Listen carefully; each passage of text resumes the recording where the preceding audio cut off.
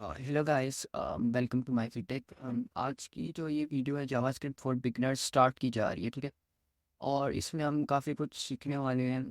तो मैं दिखा देता हूँ आप लोगों को। एक ये हमारा माइंड मैप है जिसमें हम सारी चीज़ें कवर करने वाले हैं, जिसका नाम है क्वेस्ट ऑफ जावास्क्रिप्ट। और इसमें हम स्टार्ट करने वाले हैं बिल्कुल ज़ीरो लेवल से लेकर। अगर किसी ने जावास्क्रिप्ट पहले से नहीं भी पढ़ी हुई तो उसके लिए भी बिल्कुल लेवल ज़ीरो से हम स्टार्ट कर रहे हैं, ठीक है। और इसमें टोटल हमारे पास 13 लेवल्स हैं और उसमें हम एक एक चीज़ सारी चीज़ें कवर करें, ठीक है। तो सबसे पहले हम अपने पहले लेवल से स्टार्ट करते हैं, ठीक है, जिसका एक करेक्टर होगा न्यू बॉर्न सीकर्स, जो कि आपको दिया जाएगा। आप एक न्यू बॉर्न सीकर से स्टार्ट करें। और सबसे पहले इसमें हमारा टॉपिक आ जाता है इंट्रोडक्शन टू जावास्क्रिप्ट, ठीक है। जावास्क्रिप्ट है क्या बेसिकली? जावास्क्रिप्ट ना एक क्लाइंट सर्वर साइड होती है, ठीक है, जिसमें हम अपना कोई भी डायनामिकली अगर कंटेंट लोड कराना चाहते हैं तो हम जावास्क्रिप्ट का इस्तेमाल यूज़ कर रहे होते हैं। और किस चीज़ों के लिए यूज़ हो सकती है? फॉर्म वैलिडेशन के लिए। अगर कि यूज़र कोई की इनपुट करता है, उस पे क्या एक्शन परफॉर्म होना चाहिए, हम वो इस्तेमाल कर सकते हैं। फॉर्म सबमिशन इस्तेमाल कर सकते हैं। अगर क्लिक पे कोई इवेंट आप ट्रिगर करना चाहते हैं, यानी कि क्लिक करने पे कोई इवेंट कॉल हो जाए, तो वो चीज़ भी आप जावास्क्रिप्ट की मदद से कर सकते हैं। अगर एनिमेशन यूज़ करना चाहते हैं तो उसके लिए भी जावास्क्रिप्ट आप इस्तेमाल कर सकते हैं, ठीक है। बेसिक जावास्क्रिप्ट का ये इंट्रोडक्शन है, ठीक है। और इसमें जो कॉन्सेप्ट्स आ जाते हैं वो काफ़ी सारे हैं, ठीक है। तो हम बारी बारी डिस्कस करेंगे। इसमें कुछ बेसिक्स अभी लिखे हुए हैं फिलहाल। वेरिएबल्स आ जाते हैं, डाटा टाइप्स आ जाती हैं, फंक्शन आ जाती है, कंडीशन लूप्स, ठीक है। वेरिएबल जो है उसमें हमारे पास कॉमनली तीन ही वेरिएबल्स हैं, ठीक है। वेर, लेट एंड कॉन्स्ट, ठीक है। जो वेर है वो हमारा E56 का है और लेट और कॉन्स्ट जो है ES6 का है। इन दोनों में डिफरेंस तीनों में जानना बहुत ज़रूरी है और ये बहुत ज़्यादा यूज़ होने वाले हैं। और इसमें डिफरेंस मस्ट इम्पोर्टेंट आप लोगों को समझ आइए। हम आगे भी साथ ही डिस्कस इसको करेंगे, ठीक है।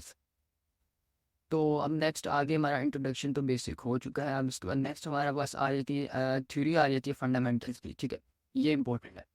यहाँ पे हमने कवर किया, ठीक है। वेरिएबल्स जो है वो जिस तरह अगर आप लोगों ने पहले से कोई प्रोग्रामिंग लैंग्वेज पढ़ी हुई है तो आपको आइडिया होगा कि वेरिएबल जो है एक कंटेनर होता है जिसमें हम कोई भी वैल्यू स्टोर करते हैं, ठीक है। और इसको जो हम डिक्लेयर करते हैं वो तीन हमारे पास कीवर्ड्स हैं, उन्हीं से हम हमेशा डिक्लेयर करेंगे, ठीक है। वैर, लेट एंड कॉन्स्ट। वैर जो है वो E56 का है, तो वो बहुत पुराना हो चुका है, उसको ज़्यादातर यूज़ नहीं किया जाता क्योंकि उसमें काफ़ी ज़्यादा फ्लॉज आ जाते हैं और भी काफ़ी इश्यूज अकर करते हैं, तो वो हम डिस्कस करेंगे साथ साथ, ठीक है। लेटर कॉन्स्ट जो है वो देखो यहाँ पे मेंशन कि ES6 में लॉन्च किया था, ठीक है। और वेरिएबल जो हमेशा यूनिक नेम से होना चाहिए। ये सारी बेसिक्स हैं, ये आप पढ़ सकते हैं, पढ़ के भी आप लोगों को समझ आ सकती है, ठीक है।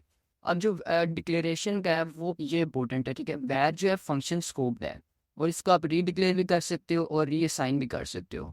लेट एंड कॉस्ट जो है वो ब्लॉक स्कोप है। लेट जो है आप उसको अपडेट कर सकते हो लेकिन रीडिक्लेयर नहीं कर सकते, ठीक है। और जो कॉन्स्ट होता है वो ब्लॉक स्कोप होता है, आप उसको ना ही अपडेट कर सकते हो ना ही रीअसाइन कर सकते हो, यानी कि रीडिक्लेयर कर सकते हो, ठीक है। हम इसका कोड में जाके एक दफ़ा देख लेते हैं, ठीक है।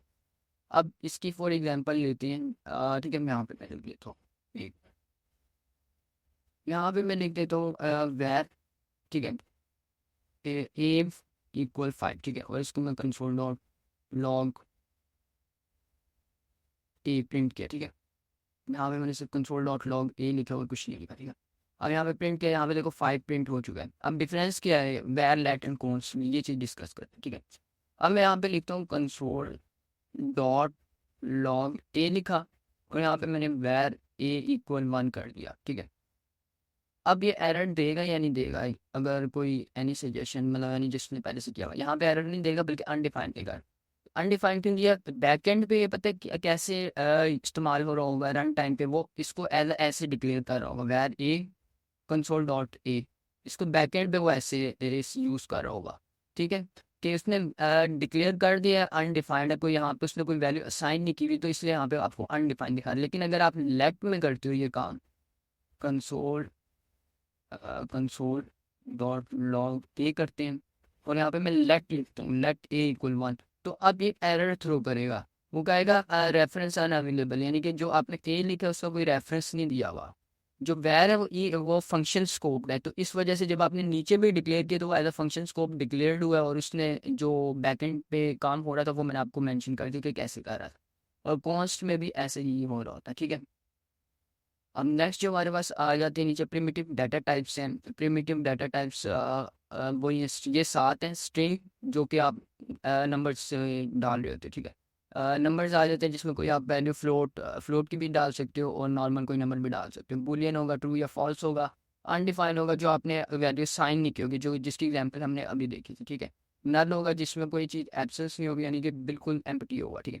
और सिंबल्स आ जाएंगे वो इम्यूटेबल होंगे। इम्यूटेबल और म्यूटेबल में क्या फ़र्क होता है, ये चीज़ बेसिक एक डिफरेंस बता देता है। इम्यूटेबल होते हैं जिसे आप चेंज नहीं कर सकते हो, एक दफ़ा साइन जो कर दी वैल्यू आप उसको चेंज नहीं कर सकते। लेकिन जो म्यूटेबल होते हैं उन्हें आप चेंज कर सकते हो। म्यूटेबल में हमारे पास ऑब्जेक्ट्स आ जाते हैं, अरेज आ जाती हैं, ठीक है। और जो इम्यूटेबल होते हैं उसमें हमारे पास स्ट्रिंग्स, नंबर्स ये आ जाती हैं, ठीक है।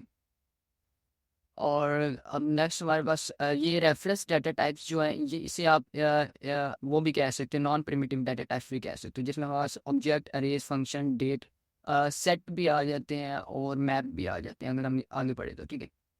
अब टाइप कन्वर्सेशन आ जाती है, कि आप अगर किसी को चेंज करना चाहते हो, जिसमें हम टाइप कास्टिंग करते हैं। काफ़ी प्रोग्रामिंग लैंग्वेजेस में पढ़ाई भी जाती है, तो वो आप अगर टाइप कास्टिंग डायनेमिकली चेंज करना चाहते हैं तो वो भी आप कर सकते हैं अगर किसी एक स्पेसिफिक डाटा टाइप करना चाहते हैं। और टाइप चेकिंग आ जाती है, अगर आप टाइप चेकिंग के लिए टाइप ऑफ का कीवर्ड है यहाँ पे, अगर आप लेट ए में नहीं लिखा हुआ, लेट ए इक्वल 1, और अगर आप इसकी मैं टाइप चेक करना चाहता हूँ कंसोल डॉट लॉग लिखूंगा और टाइप ऑफ ए करूँगा, ठीक है।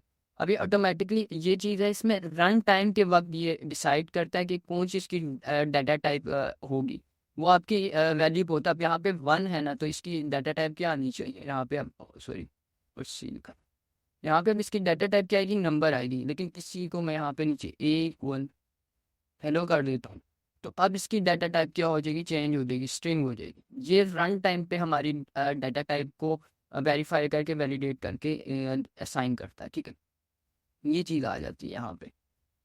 और नेक्स्ट हमारे पास मेरे ख्याल से डाटा टाइप्स तक आज बहुत है। तो नेक्स्ट जो अब नेक्स्ट हमारा लेक्चर होगा उसमें हम आगे अर्थमेटिक ऑपरेशंस परफॉर्म करेंगे। और आगे नेक्स्ट हमारे पास क्या आ जाता है वो देख लेते हैं।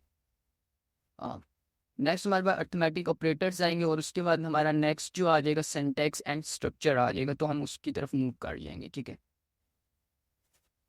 Stay connected for more further updates.